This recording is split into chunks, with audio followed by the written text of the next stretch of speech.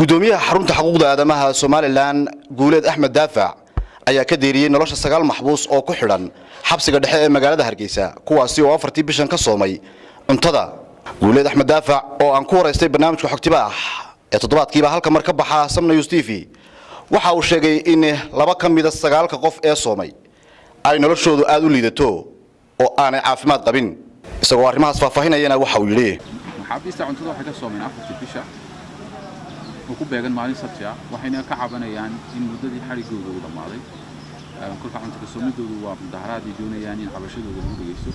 midka weynna wuxuu ka imanayaa 2007 ayaa madaxweynaha hore Soomaaliland Mudane Daahir Yaale Kaahin uu xisaamaxaad u siiyay 14 oo muddadii xabsiga ka dhimay maxbuus markale ku xukun dacwadooda ay dhamaadeen dacwada loo haysanahay kuwa la xiriira laakiin 2008 markii qarax ka dhacay Hargeysa kadib November soo saaray qoraal kale oo sheegay inuu kaga noqday saamaxaadii markii hore marka maxaabiista iyo qarinadoodu waxay aaminsan yihiin in madaxweynaha awood u lahayn inuu ka noqdo saamaxaad uu fidiyay markii hore sidaas raadada ay tirsanayaan oo kaliya xarigii hore ee saamaxaad lagu siiyay kaasina uu ka dhamaaday oo ay markaa keenaysiin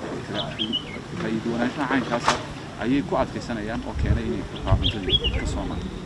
gudoomiye Guuleed Axmed Jaamac waxa uu sheegay inay xukuumadda Soomaaliland u diiday in ay booqdaan ururada xuquuqda aadamahu maxaabiistaasi waxa uu sheegay inay xuquuqul insaan ahaan ku talinayaan qodobadan dawladdu inay ka aamusan maaha markay cuntada soomid waa mudaharaad hanka strike qofku markuu dibadda joogo ama tiifiyadu ka hadlaa ama uu mudaharaada ama dadku tagay aniga waxyaabaha ka cabanaysid waxa jira